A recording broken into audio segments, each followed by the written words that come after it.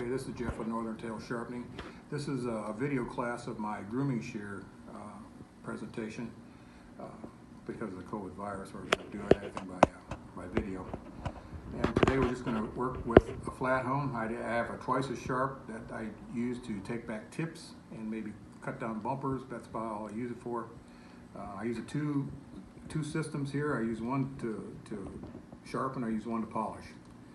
So first thing I'm going to do is do something easy. This is a bevel straight shear, and whenever you get a shear from your customer, you're probably going inside. You want to look at the shear and you want to adjust it first. They teach you in sharpening school to do the ride line first, but forget a lot of stuff that you learned there, because grooming tools are a whole different ballgame. What we're going to do is we're going to adjust these shears first.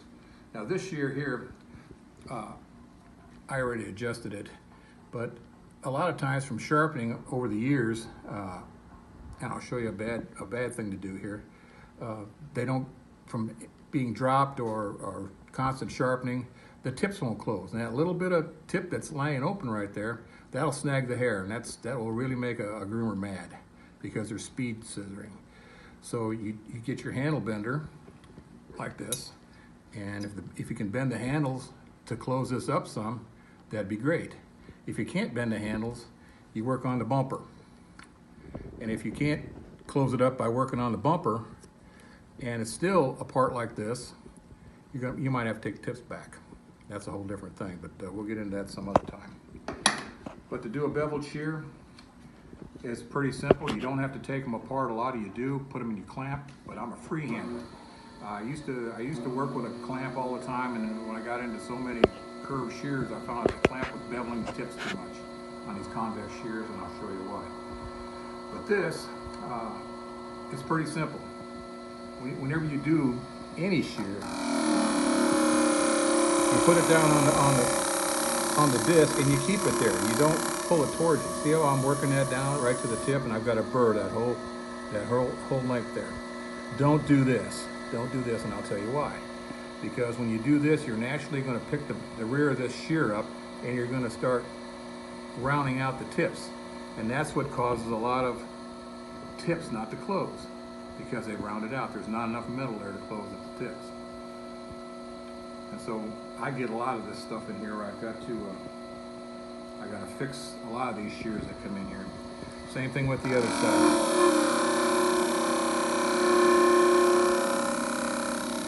I'm holding it right down on there, and I've got a burr. Well, I didn't get a burr all the way to the tip. There we go. I take the burr off with a fuzzy stick.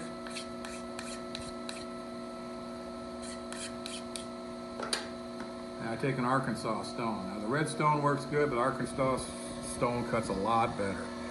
And that burr comes right off there. And I go over with the fuzzy stick again to make sure the residual burr is gone. Spread it apart. I test on hair, and because I want to make sure that blade cuts from one end to the other. Now I'll tell you this from grooming for 35 years plus, a groomer is not going to use the back part of this shear, because they can't open and close it like this. The muscles in their hand will all tighten up. They'll use about 2/3 of it. So you have to make sure that one, it cuts all the way to the tips, because they use the tips more than the rear of the scissor, and it opens and closes smoothly. That's the only two things you got to worry about. So,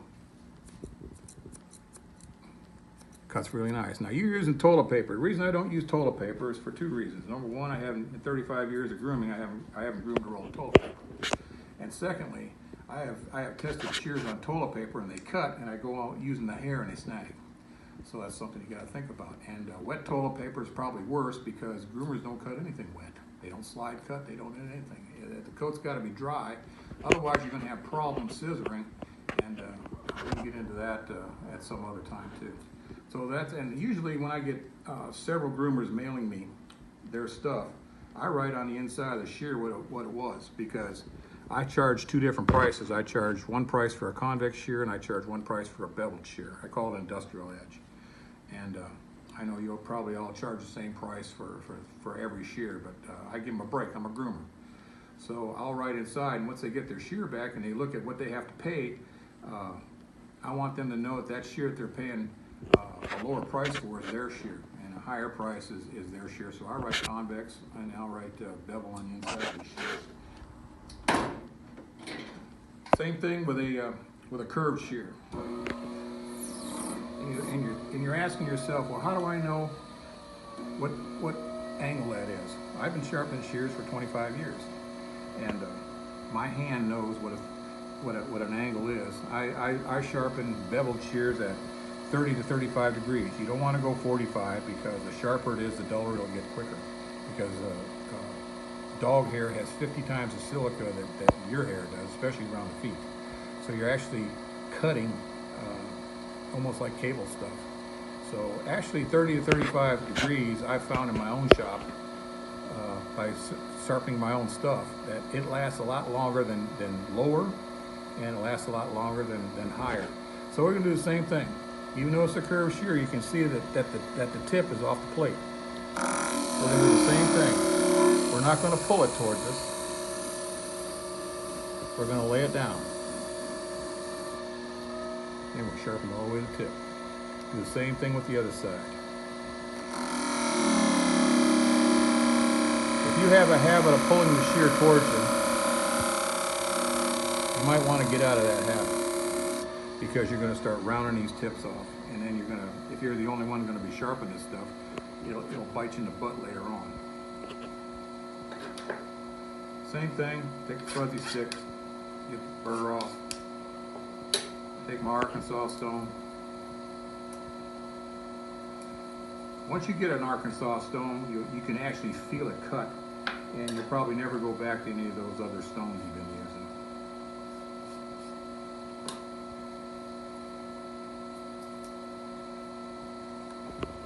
Same thing. I want to make sure that these things open and close and cut smooth. That cuts almost like a convex shear. It's that sharp. Don't buff them. Don't buff a bevel edge. Just keep that edge nice and sharp, nice and crisp. That's the idea of the bevel edge. It's a workhorse. When these things cut, they compress the hair when they cut. They're cutting down on the hair. Convex shears chop the hair. It's like a guillotine. So once these things start dulling out, they'll start pushing the hair, and corrugation will not help it. These shears here I'd never adjusted before, but you can see I'm barely coming together when they're closed. So I'll take my scissor handle bender, and I'll bend it, so there we are. That's perfect right there. When groomers are speed cutting, a lot of times they don't close all the way. So if even though it is kind of closed before, if it's not closing when they're speed scissoring like this, it'll snag, and the first person they're going to call is you. Thinners and chunkers. I like to have, and this is what inspection does first. You can see by the teeth here, it's just barely inside. That might work good for human hair, but for dog hair, we want those teeth to be about halfway down that cutting blade. Why? Because dog hair has 30 times more silica, 30 to 50 times more silica in it, and it needs to be brought down on that cutting blade a lot further to cut, especially around faces and skirts on some terrier breeds and working class breeds. The hair's a lot tougher. So there we are. I think it's adjusted. We got a good bumper on it. Everything looks good. The problem is this person here beveled this thinner. See the bevel edge on it? And that's no good. They beveled the edge, and they never even did a ride line on it.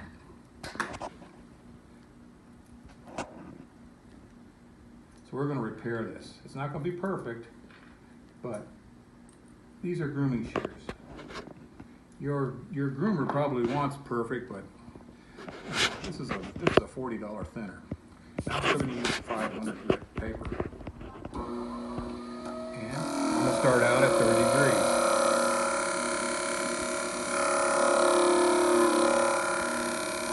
I'm gonna look and make sure I got it all the way to tip. Sure I do. Then I'm gonna do this little roll here that I don't particularly like, but sometimes it helps me get the convexing a little more even on the whole blade. There we go. I got Blue Rouge on this. The nice thing about freehanding is if you feel a little resistance on there, you can always go downstream. You know, here's the rotation this way. It's not pulling it out of my hand.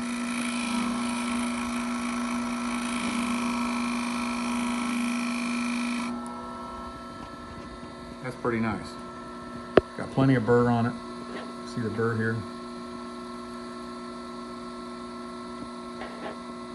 So I consider that done. For convexing, I use leather to take the burr off.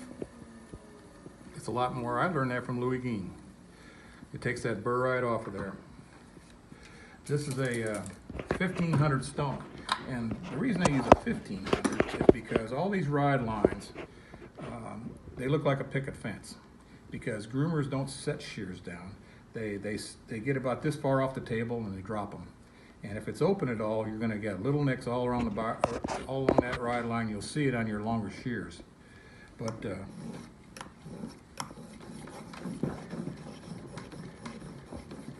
know, these are very inexpensive thinners. I'm not pressing down on there. I'm just doing this until I feel it's smoothed out.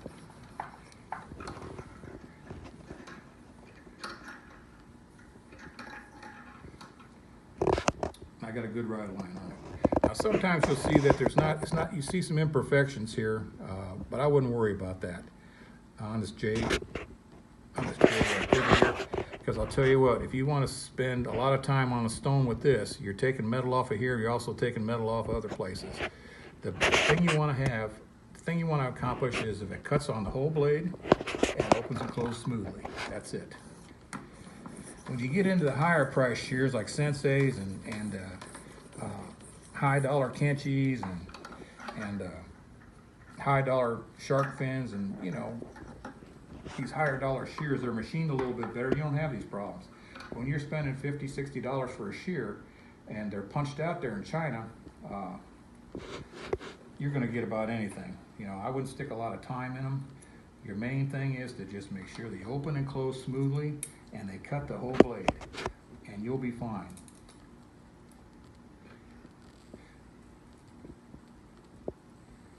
How do I adjust tension? I adjust tension by using them. I've been grooming 39 years this year. I know how shears are supposed to cut. I'm using H42 as a lubricant. And always lube the shears first. Thinners and chunkers, you should hear them. Can you hear that? You want to hear them scrape a little bit. Now I use a thinner. Look at that. I use a thinner one way, and these girls today and these groomers today are taught to use use thinners a different way. What they do is they grab like this and then they pull out. But sometimes that's not good, because if you're working on faces and ears and heads, you want it to feather. So that feathers it. Also turn the shear upside down will take less hair off. You see how it takes less hair off? Now you notice when you buy shears, you have the cutting blade coming down on the teeth on some, and it's this way on other shears. There's a reason for that. This actually takes off less hair, and you can feather with this. This here is just a straight thinner. You know, go like that and pull out. Just depends on the breed. A lot of breeds, small dogs, Lhasas, Shih Tzus, Malteses, Yorkies, you can do that close and pull.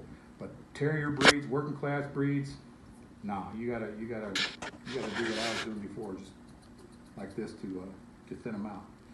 That's the thinner. Here's a convex curve shear. Here's where people have a lot of problems. Is they want to use the clamp. The clamp's okay, But that's where the problems are. If you're experienced at twisting, you'll get by with that. But you know, your first time sharpeners that run across shears, curved shears, and they really don't know how to handle them,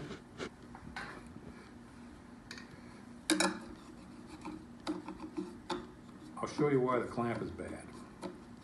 And when you're using your clamp, this is where it is on your machine. And a lot of you are going like this and pulling back on it to try to get this tip down.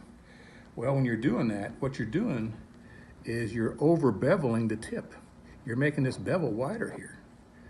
So what I'm doing is I'm holding it freehand at about 30-degree angle, and I'm walking it down and just touching it. And you can't do that with a clamp. A lot of your better sharpeners in the United States, and I know a lot of them, they're all freehanders. And I myself, I do 30, 40 shears a day. And that clamp slows me down. That's why I have two machines. I sharpen buff, right? Just like that. I'm not switching a lot of plates. So let's do this. That's the outside curve. Let's do the inside curve first. And same thing. This is even worse with a clamp. But all we're doing is trying to get a burr on there. We're going to use the first 3/4 of an inch. You have to pull this.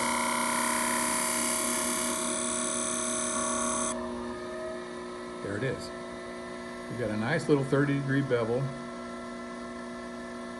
all along that blade. Now every convex edge starts with a bevel. So we'll put one right next to it. There we are. And we're going to finish this shear off with the Blue Rouge. The Blue Rouge is some really good stuff. It'll actually roll that edge over.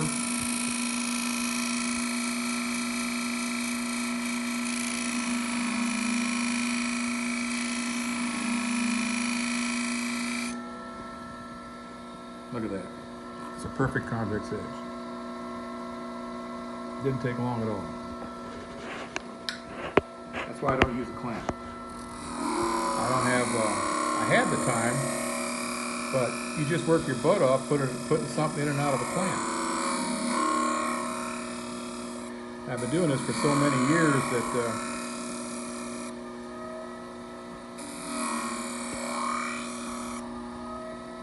there we go. Same thing.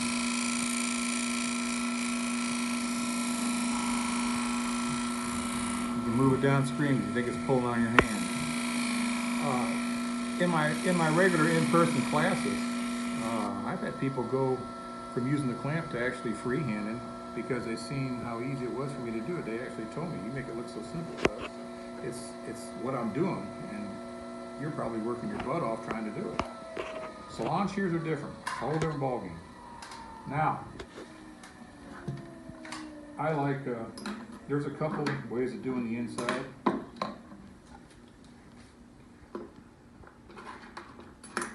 Remember on convex shears, I'm using leather. This is a great thing. You might want to pick up. You can go to any kind of a leather store. You can go to Hobby Lobby, and they sell little pieces of leather. Now the inside curve, this is a great machine for a couple reasons. I don't use the clamp because all I'm doing is shining up that ride eye. Okay, and here I put a nice ride line on there. Now what this machine is really nice for is if this shear was dropped at one time, there's a big old nick in there, and you'll notice that the inside of some of these grooming shears, you can just count the many times it was dropped and how many nicks are in it. Remember, they get about this far off the table and they drop it. Well, what's nice about this is if you really got something that's messed up, you can actually put the clamp together and you can actually really work that ride line with it, and it'll be square. You ain't got to worry about not getting it off kilter and putting more ride on one side of the blade, one part of the blade than the other. You can actually work that nick out with this. That's what's nice about this machine. And I've used it a lot on chunkers, curve chunkers. Now you can also get one of these off of Amazon. It works just as well, you know. But I like this machine too. This I use in my mobile. I do have a mobile unit, and this is what I use in there. But that's the inside ride. The outside ride, same as you use regular shears. You use the stone. Work the pivot a little bit, and then we'll start at the top and walk it down.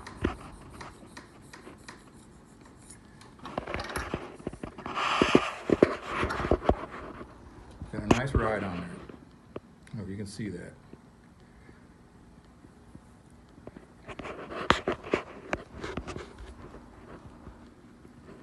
I don't mark these, but if this is the same order, different order.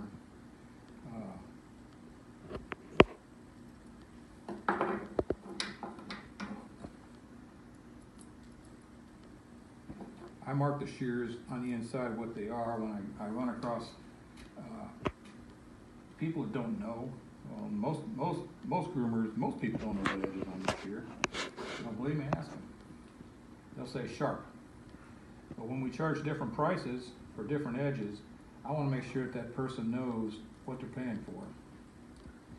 Y'all can make it easy and charge the same price for everything, but I don't think it's fair.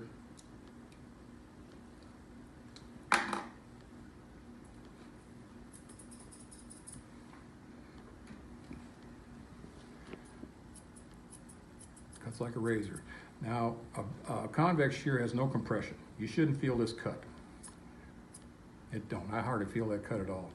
Once you start feeling these cut hair, they're dull. They're going to start to push hair. Don't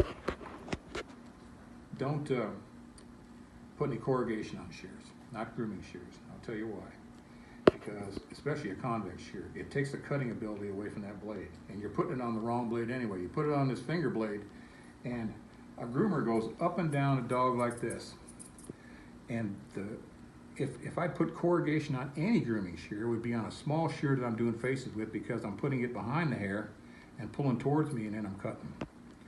So if you put it on this blade here, and this blade starts to dull out, it'll actually push the hair, and then they'll be calling you because it's dull. I like two sharp blades. I've worked with corrugation on scissors for years, and I didn't like it. In fact, when I was in Mobile, I've had several sharpeners stop and ask me to help them, and they would put corrugation on shears, and I'd take them right down the street to my grooming shop, and I'd let them work on a dog. They'd have corrugation on that top blade, and they'd work a dog over, and they'd say, good, that cuts kind of hard, but it's cutting really nice. And then we'd go out to their van, and we'd take that corrugation off, and they'd come back in, the same dog, and they said, God, this is a whole different world here. This thing, I can't even feel it cut. That's the reason. That's why I don't use corrugation. In fact, on dog hair, it doesn't lay flat. So dog hair lays bunched up like that. It doesn't lay flat. So corrugation is going to do you anything. It's not a barber. You know, they're not being barbers. A bevel edge. If I was to corrugate a bevel edge, I wouldn't corrugate the actual edge. I'd corrugate this side of it, because that way the hair it'll hold hair on that. Chunkers, biggest thing. Everybody's going to chunkers. We have two different kinds here. We have a curved chunker and we have a straight chunker. The curved chunkers, first thing you want to do with these things is make sure they cut. Well, them cut. I can adjust that out after I sharpen it. If they're bent, you're going to spend all day making these cut because of the teeth. It's not a regular shear. So if they're bent, if they drop them on the ground or on their table, and you got a real good bend in there, these cheaper Chinese shears, once you bend it here, it's going to bend down here, and it's going to take you all day. I have written it right on my website. If these things are bent, we don't guarantee it, because I might send them back. This is a standard right here, and I've used curved chunkers in the shop, and I don't see any difference in using the curved ones or the straight ones, unless you're doing a small head, like a Bashan head or something small. Then you'll notice a difference with this. But going down the body of these are lawnmowers, going down the body of a doodle or something like that, you could probably get that's probably what they're get the best use out of it. But I can do the same thing with these straight ones and get the same effect. I don't see what the curved ones will do. That's just my opinion. But same thing with a chunker as with a thinner. You want to make sure that tooth blade comes down halfway down that cutting blade. Otherwise, you're going to end up in problems. And by not lifting up, as I said before, by not lifting the end of this up, you don't want to turn this blade into a banana. Because once you get out here and it don't close and you can't adjust it up, what are you going to do? You know, the shear might not be worthless after that. Because you can only adjust the handle so much and that bumper so much. So we're gonna do the chunker here for you. These are actually good chunkers. We'll put our 500 back on there. I only use 500 and 1200.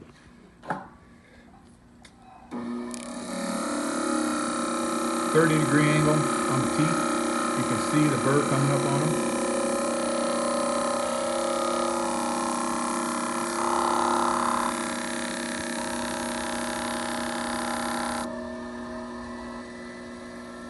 We just want to make these sharp. If they're not sharp, don't serrate or corrugate these. When these teeth here are serrated or corrugated, it's a blender. It's not a chunker. We want these teeth to cut. I'm going to use the 500 on this too. Because most chunkers, when I get them, they're pretty rounded out. The edge is pretty rounded out. Because groomers are using these things for everything. I mean, this is... I don't know a groomer that doesn't have a pair of chunkers. Years ago, when I was grooming full time, I used before chunkers were available. I used pinking shears. Same effect.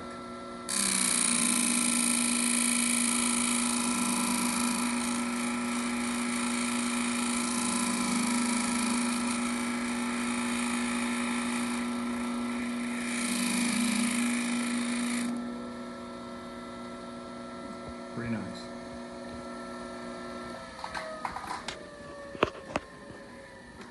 Take the leather.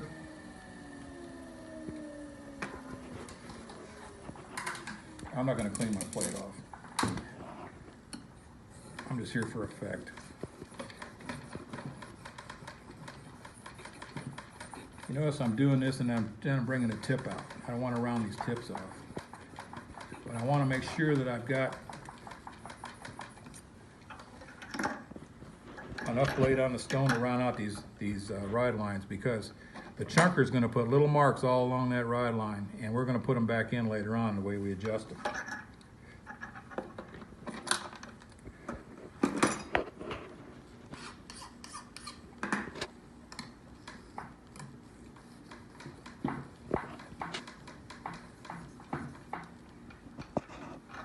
I just want to get the burr off of that.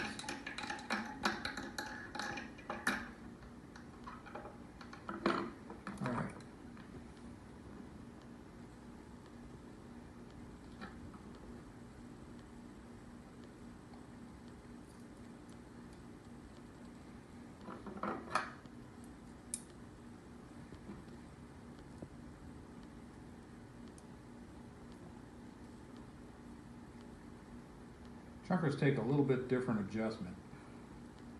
We want these to scrape, and we want to hear them scrape.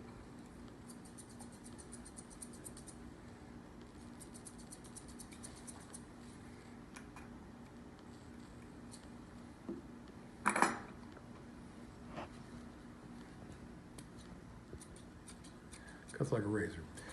Now, the thing with chunkers is, see how my thumb is in there? That's too far. You just want the tip of it in there, because if your thumb is in there that far, you're going to have a tendency of squeezing these together, and if it squeezes together, it's going to catch right there. You need to have chunkers fitted, enough gel in there so just the very tip of your finger fits in there like that. Otherwise, you're going to get a call, and they're going to say, hey, these things just jammed about an inch from the pivot, and you'll ask, you know, what did you do? Did you loosen them up? They don't want to loosen them up. We want them to scrape like that. They will loosen up on their own after a while. In fact, I could probably, put that a little bit more tighter. They cut perfect.